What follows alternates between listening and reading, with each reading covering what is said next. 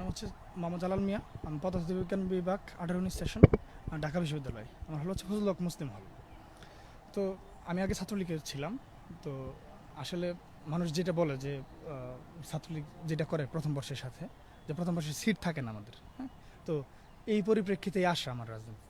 আপনি আমার হলের খোঁজ নিয়ে জানতে পারেন যে আমার ছোটো ভাইগুলো কীরকম, বা এই যে পিছনে যারা দেখতেছেন ইন্টারভিউ দিতেছে এরাও কীরকম, যে জালাল ভাই কীরকম। আর আমার যে হলে রাখা হয়েছে এটা তো অবশ্যই আমাদের আমাকে ভ্যালিডিটি দিয়া, কারণ পুরো হল তো ছাত্র আন্দোলনের পক্ষে ছিল। তো আমার পদত্যাগপত্র ছিল হচ্ছে 16 জুলাই দেয়া ফেসবুকে।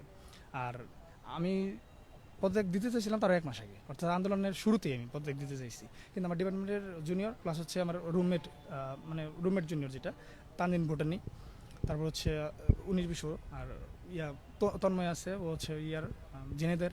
এরা তখন বলে যে ভাই আপনি আগে পদত্যাগ করেন না, পদত্যাগ করলে তো আপনি মেইন গ্রুপ থেকে বেরিয়ে যাবেন, আপনি মেইন গ্রুপে তাহলে মানে কী হচ্ছে যে মানে তারা কী স্টেপ নেবে এটা আমরা জানতে পারবো না। তো যার কারণে পদত্যাগ দিই নেই।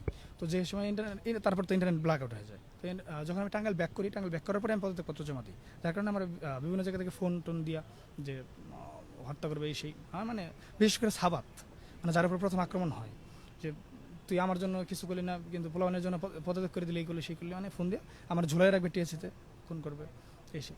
পরে যাই হোক, আমি যেদিন পদত্যাগপত্র জমা দিই ওইদিন মা ছিল, মা অজ্ঞান হয়ে গেছিলো। আমি বাড়ি থেকে তবা বইরে বেরিয়েছিলাম, কারণ হাসিনার পতন না হলে আমার পতন নিশ্চিত, এরকম জিনিসটা। কারণ 308 জনের মতো আমি একজন ব্যক্তি যে পদত্যাগ করছিলাম। 300 কালকের ঘটনা হচ্ছে যে আমার হলে টুর্নামেন্ট চলে। তো আমি একটা ফুটবল টিমের ওনার শহীদ